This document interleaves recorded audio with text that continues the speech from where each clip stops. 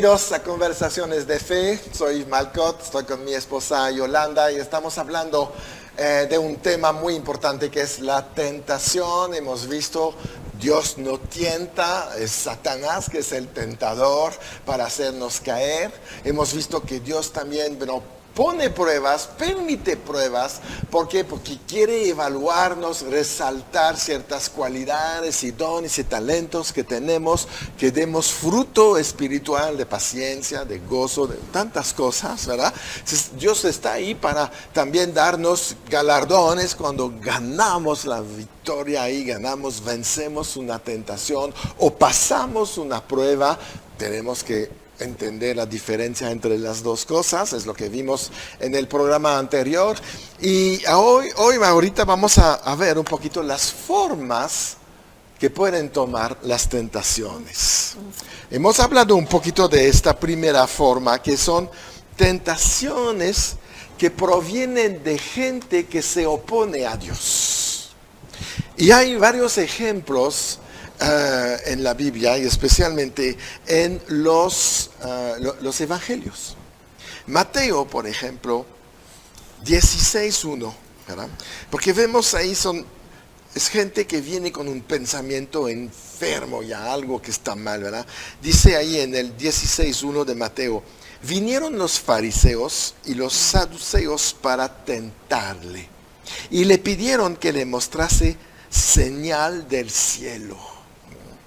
Mateo 19:3. Entonces vinieron a él los fariseos, tentándole, diciéndole: ¿es lícito al hombre repudiar a su mujer por cualquier cosa? Es un poquito como Satanás en el Edén, ahí, vemos ahí cosas, sí, pero no, pero qué, ¿no? Mateo 22:18. Pero Jesús, conociendo la malicia de ellos, les dijo: ¿por qué me tentáis, hipócritas? Mateo 22:35. Y uno de ellos, intérprete de la ley, preguntó para tentarle, ¿no? Otra vez, venir ahí a tentar. Con cizaña, ¿no? La sí. intención. Marcos 8:11. Vinieron entonces los fariseos y comenzaron a discutir con él, pidiéndole señal del cielo para tentarlo. Marcos 12:13. Y le enviaron algunos de los fariseos y de los herodianos para que les sorprendiesen en alguna palabra. Viniendo ellos le dijeron: maestro, sabemos que eres hombre veraz y que no te cuidas de nadie, porque no miras la apariencia de los hombres, sino con verdad enseñas el camino de Dios. ¿Es lícito dar tributo a César o no? ¿Daremos o no daremos? Mas él, percibiendo la hipocresía de ellos, les dijo: ¿por qué me tentáis? Tráenme la moneda para que la vea. Y así hay tantas tentaciones que vienen de parte de otros hombres. Dice también ahí en Lucas, en Hechos 20:19, sirviendo al Señor con toda humildad y con muchas lágrimas y pruebas que me han venido por las hechanzas de los judíos. La gente puede venir a provocarte para caes, para que mientes, para que te enojes, para que caes en violencia, para que renuncies a tu fe finalmente para tener paz. Mejor ya no voy a hablar de Dios, mejor ya me voy por otro lado, ¿no? Pedro dice: amados, primera de Pedro 4:12, no os sorprendáis del fuego de prueba que os ha sobrevenido, como si alguna cosa extraña os aconteciese, sino gozaos por cuanto sois participantes de los padecimientos de Cristo, para que también en la revelación de su gloria os gocéis con gran alegría. ¿Verdad? Aquí que vemos, pues, el diablo usando a gente para probarte, para tentarte, para hacerte caer, para que renuncies a tu fe, que renuncies también tal vez a tu ministerio. Porque la persecución es una gran tentación para dejar lo que estamos haciendo. Y nunca los que se rindieron tuvieron un homenaje en la Biblia. Hebreos 11 no habla de esta gente, habla de los que estuvieron firmes, que taparon las bocas de los leones, que entraron en el horno de fuego diciendo, ponlo más fuerte para que veas, ¿verdad? Ir al foso, al horno, ir al foso de los leones, todo esto es gente que no se ha rendido, es gente que venció la tentación de decir, por ejemplo, Daniel podría haber dicho, bueno, ya, me voy a morir mejor, le digo que sí, voy a adorar esta estatua. Pero no lo hizo. Los jóvenes tampoco ahí estuvieron tan firmes. ¿Fueron tentados de dejar el ministerio? Sí. Y yo estoy hablando aquí a ministros, no solamente a un cristiano, sino gente que está en el ministerio. Habrá tentación para hacerte caer, para que la gente te saque del ministerio. O tentación para que tú digas, ya no quiero, es demasiado duro. Pero tenemos que recordar lo que vimos en los programas anteriores. Cuando viene la tentación, viene también la salida a la tentación. Y no hay una prueba que no sea humanamente, ¿cómo te puedo decir? Controlada, que podemos vencer. Nunca hay algo que supera tus propias fuerzas. Entonces, si vives en una situación aquí, así, cree que Dios está de tu lado y que vas a vencer. Así es. Y no nos rendimos. Y sabemos, como hemos estado hablando y hablamos en el programa pasado, ¿no? Sabemos quién está atrás de estos hombres que te hacen caer, ¿verdad? Y como hablamos en el programa anterior, probablemente va a usar a tus más cercanos también para hacerte caer, ¿no? Eso por un lado, pero cuando ya hay una malicia, es porque ya hay una burla que es como digamos en contra de todo lo que tiene que ver con Dios. Son personas, sí, usadas por el diablo, usadas por el enemigo, pero digamos ya más rendidas, ¿verdad?, a lo oculto. Sí. Es cuando entra ya ese cinismo, es cuando ya es una burla. Son gentes que, si bien tal vez hicieron un pacto diabólico, un pacto con la oscuridad, con lo oscuro, o gentes que están muy involucradas en cuestiones de ocultismo, brujería, hechicería.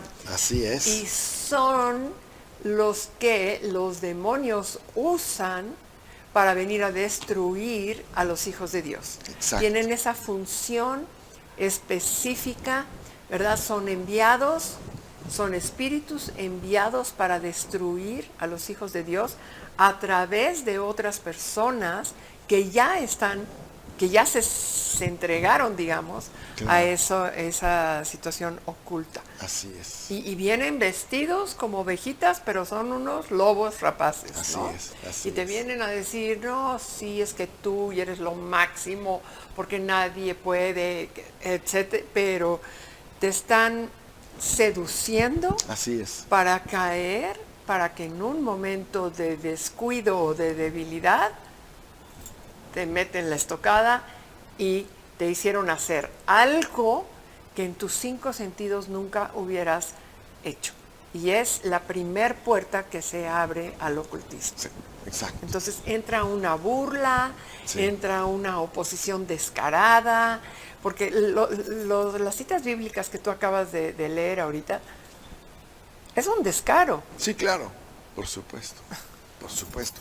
Y el Espíritu Santo me estaba hablando de ver el Salmo 1 en esta perspectiva. Mira cómo empieza, dice, bienaventurado el varón que no anduvo en consejos de malos. Consejo de malo es tentación. Después no estuvo en camino de pecadores, ni en silla de escarnecedores se ha sentado, sino que en la ley de Jehová está su delicia. Resiste a la tentación. Entonces, ¿qué sucede? Será como árbol plantado juntamente a corrientes de aguas, su hoja nunca cae, da fruto a su tiempo, y todo lo que hace prosperará. No había visto este salmo de la perspectiva de la tentación, pero ahí está. Y desde la perspectiva de la maldad. Sí, exacto, ¿no? Exacto. Entonces nosotros, ¿qué dice este salmo? No nos sentamos en esta silla de encarnecedores, no estamos ahí en consejos de malos. Obviamente, como tú dices, movidos por un demonio atrás que quiere usar esta persona para hacerte caer. Pero nosotros no ya vamos a caer si nos deleitamos en la ley de Dios. Meditando en ella tendremos respuestas. Como dijo Jesús, escrito está, no me tientas más. Bien, pues vamos a un corte y regresamos.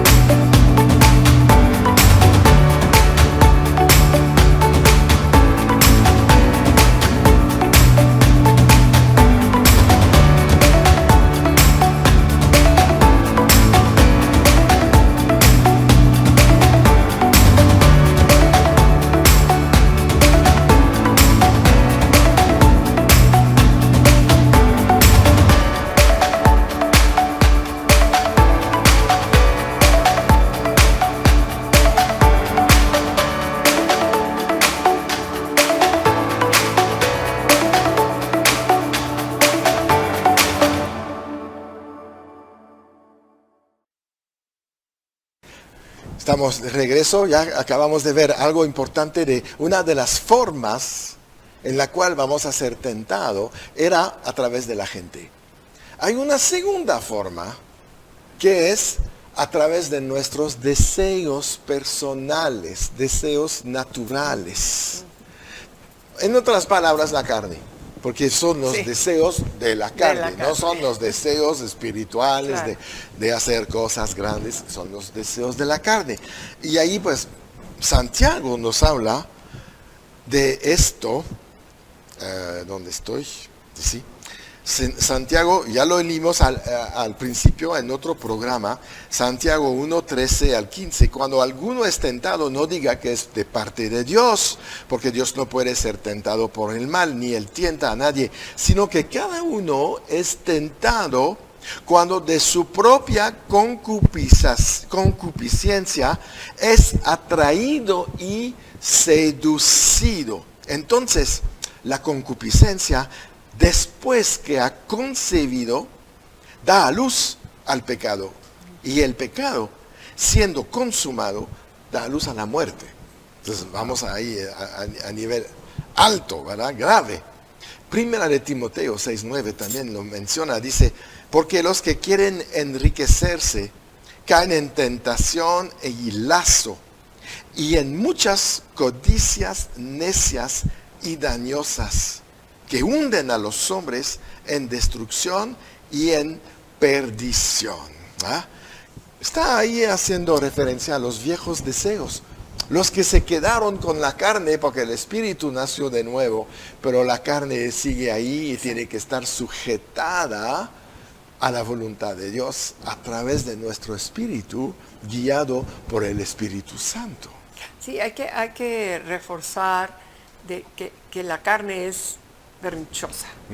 ¿No? La carne es, yo quiero hacer esto porque me gusta hacerlo. La carne está por encima de cualquier ley o mandamiento o conciencia espiritual. La carne no le importa. No. Lo que dice la palabra, no le importa lo que es bueno, no le importa lo que es correcto. La carne quiere hacer lo que quiere. En ese momento es caprichosa la carne, ¿no? Sí, claro. Y la única manera de vencer la carne es domarla. Hay que domar la carne como se tiene que domar a lo mejor a un caballo salvaje, por decir algo, ¿no? En donde lo refrenas a tal manera que a través de un entrenamiento, el caballo va cediendo a lo que el jinete lo va guiando a hacer y tiene que obedecer. Así es. Y la carne es igual. Sí, sí. La carne es estarnos sometiendo a la palabra hasta que la palabra misma nos va confrontando, nos va también animando, nos va diciendo, no, acuérdate, esto no está bien, no te hagas, ya sabes que no está bien. Sí. ¿No? Nos va confrontando con todo este tipo, hasta que finalmente la carne cede. Sí. Y cuando la carne cede, pues entonces ya no es un blanco tan fácil para el enemigo, ¿verdad? Ya no es un blanco tan fácil para recibir una tentación, porque finalmente hemos dicho que la tentación es un engaño para caer. Sí. Y estos deseos, ahí es claro en estos versículos. Cuando eres atraído por tus pasiones, la Biblia nos dice, pues tal vez vas a caer. Vas a caer. Eso es una consecuencia inevitable. Por eso hay que cuidar lo que nos atrae, lo que vemos, lo que escuchamos, lo que hablamos también. Claro. ¿No? Hay que hacer una selección en nuestra vida. Ya sabemos cuándo vamos a caer. Ya conocemos nuestras debilidades, ¿no? Hay gente que podría decir, es que no sabía que estaba pecando. Sí puede suceder de vez en cuando hay un engaño, pero la mayoría de las veces sabemos. Claro, pero la palabra también dice, mi pueblo falleció por falta de conocimiento. Entonces, cuando hay un engaño es porque no hay conocimiento. Eso es. Porque cuando hay conocimiento dices, stop, ¿no? Sí. Yo sé que esto no está bien. Sí. Lo que sí es muy difícil también es pensar en aquellas personas que se rindieron a un deseo de la carne y se convirtió en una adicción, por ejemplo. Sí. Entonces, yo a veces me hago la pregunta, ¿por qué una persona llegó a un nivel de alcoholismo cuando empezó con una sola bebida? Sí, claro. Porque no hubo un freno. Sí.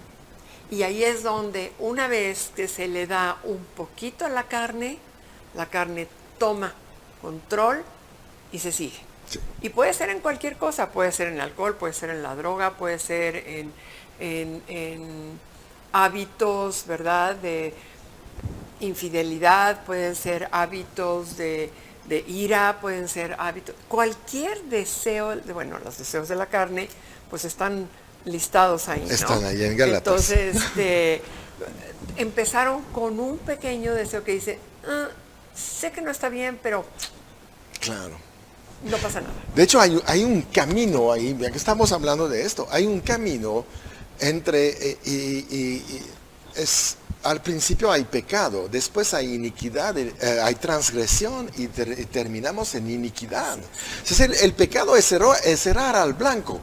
Me equivoqué, ok, está bien, se perdona. La iniquidad, ya no me equivoqué, lo hice porque quería. Esa es la transgresión. Y después viene la iniquidad, es mi estilo de vida. Y es ahí donde estás en peligro de perder la salvación. Ahí es. ¿No? Y es en ese estado de iniquidad en donde el enemigo, el diablo, los satanistas, vienen a cultivar esa iniquidad, porque iniquidad pertenece al diablo. Pertenece a la vieja vida también. Estábamos en iniquidad. es regresar a lo que hacíamos antes de Cristo. Sí, exacto. Entonces tenemos la vida que del diablo. Cuidarnos, porque estos deseos, bueno, aquí está Gálatas, ¿verdad? 5:17, que dice, el deseo de la carne es contra el espíritu y el del espíritu es contra la carne. Y estos se oponen entre sí para que no hagáis lo que quisierais. No, tenemos esta lucha interna, ¿verdad? Romanos 8:7 dice, por cuanto los designios de la carne son enemistad contra Dios, porque no se sujetan a la ley de Dios, ni tampoco pueden. Que la carne nunca se va a sujetar a Dios. No quiere. Por eso Jesús dijo, toma tu cruz. ¿Qué quiere decir? Crucifica esta carne. La carne tiene que morir. No podemos convivir con ella dándole oportunidad de expresarse. Y es ahí donde la tenemos que mantener bajo y debemos de aprender, ¿no?, a identificar cuando está empezando a entrar ese deseo. Uh-huh. Pues hay que hacer tal cosa, ¿no? Cuando ya entró a la mente el deseo de hacer algo de la carne, eso es donde lo tenemos que frenar, porque si le damos lugar, no hay manera de parar. No, y dar lugar a los deseos de la carne en general traen consecuencias miserias, porque es volver a levantar el viejo hombre, volver a dejar los beneficios que hemos ganado en Cristo Jesús, y es ser una presa muy fácil para Satanás. Claro. Porque ya ha detectado perfectamente bien cómo se va a manejar, cómo te va a controlar, bien. Te va a bombardear ahí con pensamientos, y la verdad, pues vamos a estar cada vez más en dificultad, ¿no? Claro. Es lo que dice Gálatas 6:7. No os enganéis, Dios no puede ser burlado, pues todo lo que el hombre sembrare, ese también segará. Porque el que siembra para su carne, de la carne segará corrupción, mas el que siembra para el espíritu, del espíritu segará vida eterna. Es lo que vamos a ver en el siguiente programa. Y mientras, recuerdan, siempre en victoria.